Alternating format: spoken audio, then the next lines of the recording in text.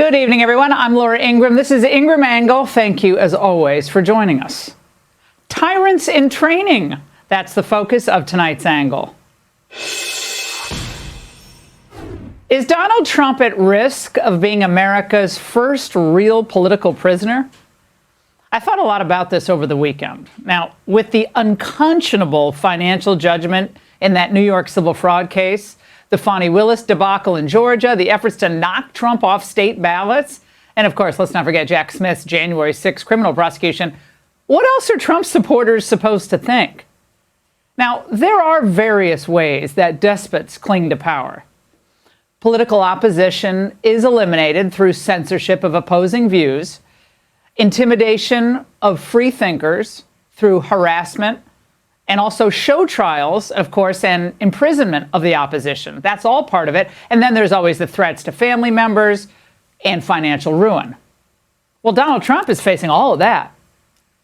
Now, how do we know this is all political? Well, aside from New York's totally novel application of fraud statutes or Fulton County's spurious claims that Trump is running some kind of RICO enterprise, there's this obvious point. Had Trump just quietly retired from politics, none of us would have heard about Letitia or Fannie or Jack. Russia and its Biden-era ally China, well, they're pros, aren't they, at destroying dissent before it gets too powerful. They're brutally vicious and efficient. China subjugates and tortures Uyghur Muslims. Russia crushes the pro-freedom protesters, imprisons Navalny, then announces a sudden death. Now, anyone who challenges the ruling authority now knows the same fate can happen to them. Now, by the same token, loyalists who prove themselves, to be, real followers of the movement, well, they get special privileges and accolades. And that's exactly what the leaders of the Get Trump crew are hoping. Watching this, you could see, Fani Willis was, if standing on business, was a witness. I also saw today, frankly, was a clinic in Black womanhood. He's a fraudulent businessman, and eventually those house of cards fall down. But Tish James was really smart. There were many winners today when the Court of Appeals opinion was issued. Special Prosecutor Jack Smith and his brilliant legal team. Yeah, with communist dictators, now we know what we're getting, right? We're getting tyranny. Dissent is not tolerated, period. Of course, all supposedly to protect the tranquility and security of the motherland. Bull. In North Korea, Russia, China, the rule of law is perverted and it's weaponized against inconvenient forces. Everyone knows the game. Security forces, government lawyers, judges, they're not independent. They're all political hatchet men for the Communist Party. And since 2015, when Trump announced his run for the presidency, official forces in Washington have been unleashed on him. From the deep state to the Russia hoax to the low-life DA in Manhattan. They call him pro-Putin as they scramble to put him in jail, bankrupt him, and even come after his family. And by the way, they brag about it. I look forward to going into the office of Attorney General every day, suing him, defending your rights, and then going home. We will rise up together and we will resist this president that ultimately will bring him down. Hey, hey, ho, ho. Donald Trump has got to go. And Friday, she bragged about getting her political scalp, claiming it was gonna help the little guy. Today, the court, once again, ruled in our favor and in favor of every hard-working American who plays by the rules. Donald Trump and the other defendants were ordered to pay $463.9 million. This is not what America is supposed to be. This is Soviet-style political persecution.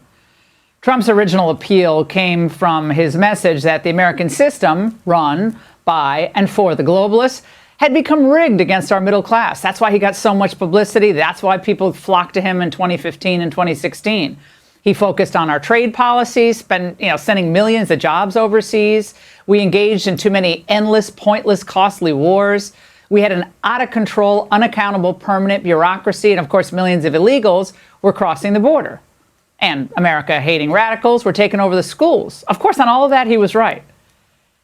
But in their quest to not merely drive him from politics, but to destroy him personally, they've damaged every institution that used to have prestige and respect.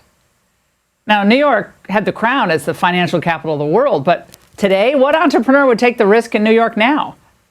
You get sideways with Letitia or someone like her, and you could lose everything. For no wrongdoing, by the way. Jonathan Turley put it well, saying the impact on New York business is likely to be dire.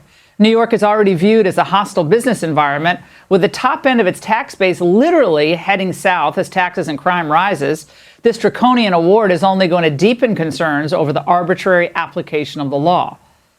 Now, Governor Hochul, she knows this is going to backfire. But of course, that's a price she's willing to pay. Her political machine has told her to destroy Trump, and she's going along with the plan. I think that this is really an extraordinarily unusual circumstance that the law-abiding and rule-following New Yorkers who are business people have nothing to worry about because they're very different than Donald Trump and his behavior. Weak. Trump literally defrauded no one.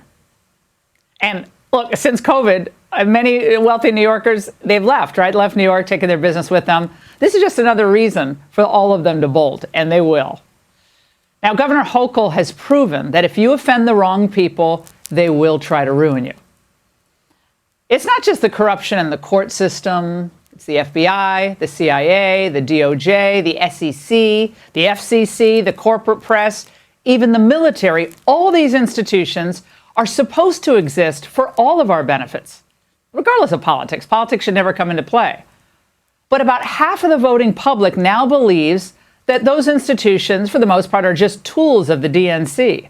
You don't play ball, or you're a disruptor, think, Elon Musk or Trump, and they will eventually make you pay big time. Now, let's be clear. Trump got 74 million votes in the last election, and those people contribute trillions every year to our GDP.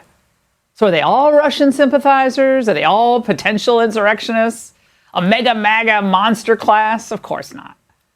These are decent patriots who simply want the government to work for the American people.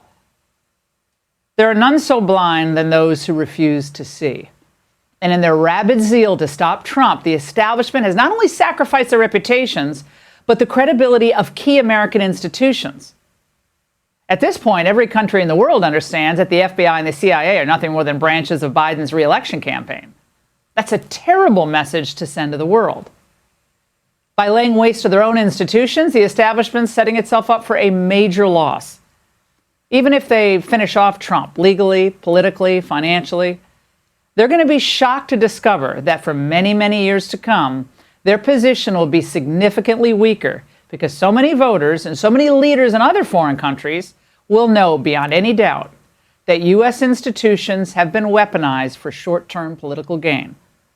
So people like Biden, Blinken, they can huff and puff about Putin all they want, but to the rest of the world, they're going to just look like hypocrites who will do whatever it takes to destroy their own political opponents. Look, if they had their way, Trump would rot in jail for the rest of his life. We all know that.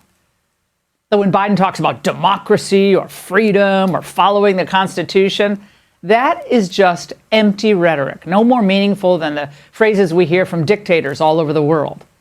We can only hope that the voters correct this situation and give us a government that truly respects the will of the people. Otherwise, this notion that America stands for freedom and liberty will become harder and harder to take seriously. And that's the end.